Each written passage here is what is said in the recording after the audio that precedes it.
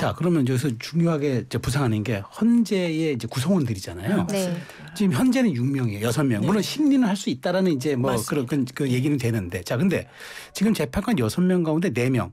정영식, 김복형, 김형두, 정정미 그 재판관은 중도 보수로 이제 언론이 좀 분류합니다. 근데 이제 2명은 문영배, 이미선 재판관은 진보로 분류하는데, 자, 그러면 이제 앞으로 중요한 건 국회가 3명을 추천할 수 있도록 돼 있잖아요. 맞습니다. 그럼 여기서 드는 궁금증 하나 먼저. 대통령이 탄핵 직무 정지가 되면 헌법재판관 임명은 총리가 가능한가요? 그래서 이 부분과 관련해서도 일단 헌법에 거리 아니면 사고 시에 권한 대행을 국무총리가 하게 되고 네네. 국무총리가 또 없으면 이게 정부조직법에 다 순서가 그렇죠. 돼 있어요. 순서가 있어요. 기재부, 네. 교육부 총리 이 순서대로 이제 가게 되는 건데 헌재 주석서를 헌법 주석서를 보게 되면요. 대통령이 탄핵이 된 경우에는 일단 사고에 해당한다고 봐요. 그럼 이게 다툼의 여지가 없는 겁니다. 그럼 국무총리가 권한 대행을 할 수 있는데 네네. 이 부분과 관련해서 아주 적극적인 인사 조치까지 할 수 있느냐. 왜냐하면 황교안 전 총리가 권한 대행일 때 그렇죠. 뭐 이런 논란이 비슷하게 있었었어요. 네. 근데 기본적으로 아주 적극적인 인사 조치, 본인이 선발을 해서 이렇게 인사 조치까지 하는 거는 그렇게까지 적극적인 행위를 한 것까지 허용된다고 보기는 어려울 텐데 다만 이건 국회 추천 몫이지 않습니까? 국회에서 추천을 하고 청문회 결과까지 마무리를 했을 때 이걸 사후적으로 제가 하는 형식의 임명권 행사 이 부분은 허용된다고 보여지지 않을까 생각합니다. 네. 근데 이제 그 부분에 있어서는 뭐 그렇게 볼 수도 네, 있고 네. 결과적으로는 추천을 했다고 해서 모두를 다 임명해야 되는 것은 아니거든요. 지금 뭐 일례로 국회에서 지금 국회의원을 활동을 하고 있는 최민희 과방위원장 같은 경우에는 네. 과거에 민주당에서 방통위원으로서 추천을 했었지만 네. 당시에 대통령이 임명권자였는데 국회의 추천이지만 임명하지 않았었던 것이 뭐 관련 기관에 있어서의 근무 문제라든지 네. 이런 것들이 있어서 임명을 하지 않았었단 네. 말이죠. 그렇다면 이것을 과연 어떠한 형식적인 것으로 볼 것인가 네. 아니면 실질적으로 이 사람 대해서 뭐 임명을 할지 말지에 대해서 정할 수 있는 것인가 이런 거에 대한 문제가 있어서 또 만약에 지금 대통령이 아직 헌법상으로서는 본인이 누군가를 임명할 수 있는 권한을 갖고 있는 것이 아닙니까? 네, 그렇죠. 그럼 아직은 지금 그렇죠. 예, 네. 어떻게 보면은 국회에서 탄핵소추 의결이 되기 전에 대통령이 임명을 할 수도 있는 부분인 거예요. 네. 지금 뭐 추천이 들어가면은. 그런데 문제는 야당에서 이상민 행안부 장관이 지금 전 행안부 장관이죠. 사의를 표명한 것에 대해서 대통령이 제가를 했어요. 네. 그랬더니 왜 직무 안 한다면서 네, 네. 직무를 네, 하는 그렇죠. 것이냐. 지금 문제 제기를 하고 있는 네. 것이죠. 그렇다면 이렇게 문제 제기를 하고 있는 과정에서 지금 본인에 대한 탄핵 심판을 심리해야 되는 헌법재판관에 대해서 야당이 추천한 것에 대해서는 또 그대로 권한 행사를 해야 된다. 그것도 굉장히 특이한 부분인데 이게 문제는 뭐냐면 지금 민주당에서 수사기관들에 대한 문제들이 있으니까 경찰, 검찰, 공수처가 지금 뭐 같이 한 해 만에 이야기들이 나오지 않습니까? 검찰은 패싱하고 있는 모습을 보이고 있고 특검을 하자는 거예요. 민주당은. 여기에 대해서 잠깐 말씀드리면 상설특검도 하고 그리고 특검법에 따라서 일반 특검도 하고 민주당은 그렇게 얘기해요. 근데 이 2명의 특검을 임명하는 사람도 역시 대통령이거든요. 네, 그렇죠. 그러면은 이걸 누가 임명할 수 있는 것인가? 대통령이 권한이 만약에 정지가 되었을 때 탄핵소추가 되어 정지가 되었을 때에도 그러면 이것도 국무총리가 임명할 수 있는 것인가 굉장히 좀 의문이 있는 부분인데 네. 결과적으로 민주당에서는 지금 대통령의 권한 행사가 본인들의 입맛에 맞는 부분에는 행사를 해라. 네. 근데 이상민 장관 이런 사람들에 대해서는 행사하지 말아라는 이야기들을 하고 있는 것이거든요. 좀 앞뒤가 안 맞는 부분들이 있다라고 말씀드리고 싶습니다. 알겠습니다. 자, 말씀하신 대로 수사 상황 한번 더 짚어볼게요. 대통령을 향하는 이제 비상계엄 수사가 이제 빨라지고 있는데 검찰, 경찰, 공수처까지 이제 경쟁적으로 이루어지는데 어제는 대통령실 압수수색에 나섰어요. 네. 자, 그러면 탄핵 이전이라도 그러니까 뭐 오늘 내일일 수 있죠. 아니면 토요일 그 표결 전까지 대통령이 긴급 체포되거나 구속되는 상황이 온다면 구치소에서 대통령 직무를 수행할 수 있어요? 그러니까 탄핵이 안 되면요. 모든 게 열려 있는 거예요. 지금 이 시간에도 대통령은 윤석열 대통령입니다. 그리고 헌법상 권한을 행사할 수 있는 것도 윤석열 대통령입니다. 그렇죠. 이것을 절차에 법과 헌법에 근거하지 않고 직무를 정지할 수 있는 방법은 없어요. 그거 유일한 방법이 탄핵입니다. 탄핵과 동시에 가결됨과 바로 즉시 직무가 정지되기 때문이에요. 그래서 탄핵 가결 없이 그냥 인신이 체포된다. 이 부분이 왜 논란이냐면요. 아까 권한 대행을 제3자한테 넘겨주는 경우는 헌법에 거리 아니면 사고라고 정확하게 있어요. 거리라는 건 통상적으로 사망한 경우입니다. 네, 실제로. 실제로 자리를 그렇죠. 비우게 네, 돼. 네. 사고란 건 정말 사고를 당한 경우. 그리고 주석서에 따르면 아주 해외에 나가서 들어오지 않는 경우라고 되어 있어요. 네. 그런데 이게 헌법학자들 사이에서도 법조인들 사이에서도 갈리는 거예요. 구속이 됐다. 근데 현직 대통령이 구속된다는 건 너무 상상하기가 어려우니까 네, 이게 네. 주석서도 없는 거예요. 아. 그럼 이게 사고인가? 그런데 이거는 갈려요. 이게 거리나 사고에도 해당하지 않는다는 또 의견이 상당히 많습니다. 그러면 이건 법에 따라 해야 되는 게 맞지 않습니까? 이럴 때 뭐 입맛대로 그냥 뭐 정치 상황 따라 할 수는 없는 거죠. 그렇죠. 그러면 네.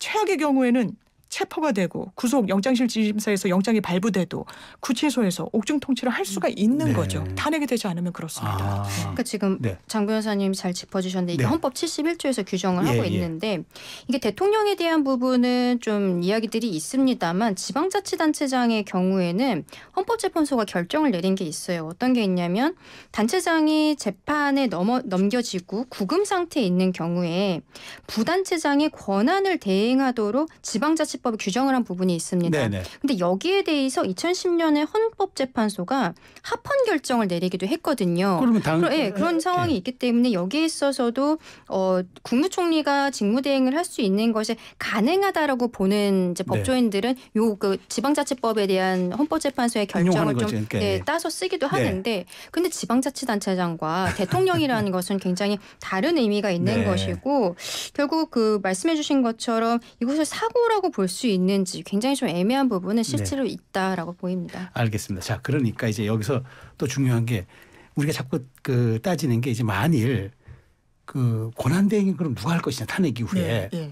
근데 지금 한덕수 탄핵안이 가는 건 당연히 지금 한덕수 국무총리잖아요. 맞습니다. 근데 이 권한대행이 지금 피의자 신분이 돼버렸어요. 예. 그러니까 이게 지금 국무위원들 다 피의자로 소환하겠다는 건데 전환해서 하겠다는 건데 그러면은 만일 권한대행이 피의자다. 이건 또 어떻게 봐야 네. 됩니까? 단순히 권한대행이 피의자라고 해서 구속수감되지 않은 불구속 상태의 피의자라면 네. 아마 업무는 볼 수밖에 없는 상황인 것 그렇게 같고요. 해석해야 되나요? 네. 이게 순서대로 보면 이제 헌법에 거리 사망 아니면 뭐 판결로 사무가 아예 할 수가 없는 그런 경우에 국무총리가 하고 국무총리가 또 안 되면 법률이 정한 국무위원 순서에 네, 따라 그렇죠. 한다고 돼 있어요. 근데 만에 하나 정말 이제 한덕수 총리도 거리나 사고에 해당한다는 상황이 발생했다라고 하면 이게 그럼 기재부 총리가 네. 하고요. 기재부 총리 다음에 교육부 총리 그다음에 이제 과기정통, 외교통일, 법무, 국방, 행안 뭐 이렇게 쭉 이어지거든요. 네. 이제 그런 순차대로 법에 따라 갈 수밖에 없는 거죠. 권한대행이라는 게. 근데 또 아니, 기재부 이 장관도 부분은 네. 또 하나 말씀드리고 싶은 게 한덕수 국무총리도 어쨌든 국무회의의 심의에 들어가 있었던 네. 부분들이 있잖아요. 그래서 지금 민주당에서는 또 무슨 얘기를 하냐면은 한덕수 국무총리도 탄핵이 돼야 된다는 그렇죠. 거예요. 네, 그러면은 직무가 정지가 됩니다. 제가 그 질문 하려고 그랬어요. 그러면은 한덕수 국무총리 다음으로 이제 국무위원들이 네. 그러면은 이걸 바톤을 이어받게 되는데 지금 민주당에서 이야기하고 있는 것은 그날 국무회의에 들어갔던 11명 모두에게 지금 문제 제기를 하겠다라는 것이거든요. 최상목 부총리도 있어요. 그러면 이 11명 모두에 대해서 탄핵안을 발의를 할 것이 굉장히 보이는데 지금 뭐 그중에서 이상민 전 행안부 장관이라든지 이런 분은 이미 사이가 재가가 네, 되었지만 그렇다면은 이 부분이 돌고 돌아서 그러면 마지막에 남는 국무위원 장관이 이것을 하는 것이 맞는 것인가? 네. 어쨌든 대통령에 대한 직무 대행으로서 총리 그리고 그 다음에 국무위원 순으로 나오는데 이런 부분이 저는 민주당에서 여기에 대해 결과적으로는 지금 국무회의에 들어왔었던 장관들은 지금까지 알려진 바에 따르면은 대통령의 의견에 그렇게 동의하지 않았었다라는 네. 부분에 드러나고 있지 않습니까? 특히 총리 같은 경우에는 그렇죠. 전혀 그렇게 생각하지 않았다는 부분에 대해서 본인이 국회에서도 이야기를 하고 있는데 그렇다면 이런 불필요해 보이는 탄핵을 남발하는 것, 형사적으로 소추가 되고 형사적으로 뭐 기소가 되고 문제가 되는 것을 넘어서서 어쨌든 전국을 안정을 시켜야 되는 상황에서 어떻게 보면은 한덕수 국무총리가 국무의 이제 정부 집행에 있어서 중심이 되고 그것을 야당에서 견제하는 뭐 이재명 대표나 원내대표가 함께하는 형태로 가는 것으로 협의를 해야 된다고 저는 개인적으로 생각을 하는데 네. 이러한 뭐 여야 간의 협의라든지 뭐 지금 국무총리실과 야당 간의 협의라든지 이런 것이 전혀 없이 굉장히 일방적으로 이것을 드라이브를 걸고 있는 것이 아닌가 여기에 대해서 좀 말씀을 드리고 싶습니다. 그래서 어제 여기 출연하신 민주당 박주민 의원 같은 경우 제가 그 질문 드렸더니 한덕수 총리 탄핵은 당내에서 아직 결정된 게 네. 아니다. 그 유보 상태라고 이제 어제 우리 방송에서 말씀을 했어요. 그래서 아마 민주당의 좀 고민도 좀 있지 않는가 그런 생각이 듭니다. 자, 그러면 이제 여기서 또 중요하게 짚어봐야 할 게 내란 중요 임무자를 제외한 단순 가담자들. 이게 네. 우리 지금 내란 수계가 있고 주요 임무 종사자가 맞습니다. 있고 단순 가담자가 있잖아요. 그런데 이제 여기서 중요한 거는 곽종훈 사령관이 대통령에게 이제 뭐 끌어내라는 지시를 받았다고 했는데 비화폰을 사용했어요. 예. 네. 이게 증거는 비화폰은 녹음 기능이 없다 그러더라고요. 녹음 기능 없고요. 그럼 이게 입증이 됩니까? 이게 비화폰이 이런 식으로 기능한다고 하더라고요. 이제 군 출신 이제 이야기를 들어보면 전화를 하더라도 진짜 번호가 뜨는 게 아니라 다른 번호가 뜨도록. 이게 왜냐하면 네네. 예, 굉장히 기밀을 요하는 상황에서 주어지는 폰이기 네. 때문에 당연히 녹음은 안 되고요. 그러니까 그래서 중요한 게 서버라고 합니다. 서버는 속일 수가 없다라는 거예요. 서버에서 이 전화번호로 이 전화 비화폰도 서버에는 남아 있기 때문에 이 부분이 언제 누구에게 전화가 갔는지는 체크가 가능하다고 내용은 합니다. 없잖아요. 근데. 내용은 없죠. 아, 그런데 네. 내용이 없더라도 그 당시에 진술들이 있잖아요. 네. 이 곽종근 사령관 같은 경우에 2번 대통령한테 받았다. 네, 그리고 네. 그 진술이 상당히 구체적이에요. 네. 뭐 누구를 끌어내라. 문을 부수라고 했다. 지금 국회에 몇 명이 있다라고 네. 했다. 등등등과 관련해서 비화폰도 당연하지만 빨리 이 서버 압수수색이 네. 단행돼야 되는 그런 숙제가 수사기관 앞에 있는 것 같습니다. 자, 그러면 이제 오늘 하도 이슈가 많아서 이제 지금 오늘 조국 대표들도 안 다뤄볼 수가 없어서 시간이 네, 별로 남지 맞습니다. 않아서 자, 오늘 조국혁신당 대표에 대해서 대법원 판결이 기소 5년 만이 이제 오늘 결과가 내려져서 확정됐는데 강 변호사 이 부분 어떻게 대법원이 아주 짧게 했어요 오늘 아주. 예, 오늘 11시 45분에 선고가 있었는데 바로 선고가 그러니까요. 끝났고 예, 뭐 기소된 지 한 5년여 만에 결국에는 대법원 판결이 나왔는데 조국 대표가 어느 정도 예상했던 대로 그리고 본인도 예상했던 것 같아요. 왜냐하면 방송에 나와서 뭐 교도소 들어가는 것에 대해 뭐 두렵다거나 뭐 그런 것이 아니라 들어서 건강 관리하고 나오겠습니다라고 김어준 씨 방송에 나와서 뭐 직접 이야기를 하기도 했었거든요.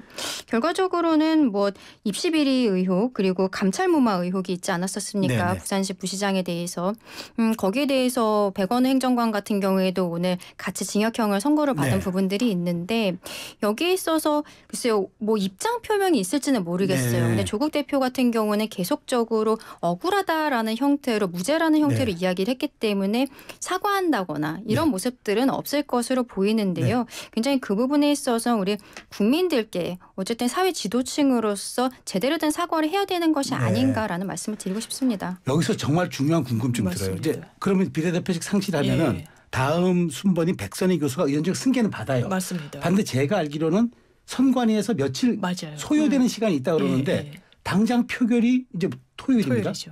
그러면 야권의 총수가 192에서 191이 되는 거예요. 그렇죠. 그럼 요 2, 3일이 뭐 어떻게 이 갭을 좀 정리될 수 있어요. 그래서 통상적으로 국회 사무처에서는 이게 수일이 걸려왔다라고는 하더라고요. 그렇죠. 수일이라고 여러 일이 걸렸고 뭐 길게는 더 뭐 한 일주일 안팎까지도 걸릴 수도 있는 건데 지금 빨리 조치해야 되는 상황이 지금 말씀 주신 것처럼 일단 범야권이라는 게 192석인데 한 석이 줄었어요. 이거 당장 국회법상 의원직은 상실된 거거든요. 그러니까요. 그럼 191이 됐고 그럼 모수도 줄었지 않습니까? 그렇죠. 지금 승계된 게 없으면 지금 의원수가 300이 아니라 299인 거예요. 그러니까 거기에 따라서 한 표가 왔다 갔다 할 수 있기 때문에 이 부분과 관련해서 국회 사무처에서 좀 조속히 왜냐하면 이게 엄청 어려운 절차가 아니지 않습니까? 승계 받을 사람은 정해져 있는 거고 순번이 있었기 때문에 그래서 좀 조속한 좀 그런 마무리가 있어야 될 것 같습니다. 아니 그러면 제가 또 그러면 국회의장이 선관위에다 빨리 공문 보내서 하루 만에 처리해달라 이러면 또 될 수가 있어요? 아무래도 이게 의장의 재량은 아니지만 의장도 관련이 돼 있다 보니까 저는 가동할 수 있는 모든 수단은 좀 가동하는 게 맞지 않나 생각합니다. 여기에 대해서는 어떻게 보세요? 강 변호사님. 뭐 지금 절차를 아무리 빨리 해도 며칠 정도는 걸린다는 것이 이미 보도를 통해서 드러나 있고 저는 지금 상황에 있어서 이거를 평소의 시스템과는 다르게 해야 되는 이유는 딱히 없다라고 개인적으로는 생각을 합니다. 그러니까 모수가 줄어들고 가결수가 줄어들어도 이게 뭐 어떠한 오히려 조국혁신당이라든지 조국 대표에게 불이익한 것을 주기 위해서 선관위나 다른 기관들이 이렇게 문제 제기를 하는 것이 아니라 기존의 통상대로 진행이 되고 있는 것이기 때문에 문제는 없다라고 생각하고 그리고 탄핵안에 대해서는 실상 이번 주 토요일에는 뭐 가결되지 않겠느냐라는 이야기가 있지만 이번 주에 되지 않는다고 해도 어차피 민주당과 야당들 측에서는 다음 주에 또 하겠다. 목요일, 토요일 이 시스템 계속 가겠다라고 이야기를 하고 있어서 순리대로 하는 것이 맞다라고 생각합니다. 알겠습니다. 두 분 말씀 잘 들었습니다. 지금까지 강전의 장윤 변호사와 함께했습니다. 감사합니다. 고맙습니다. 감사합니다.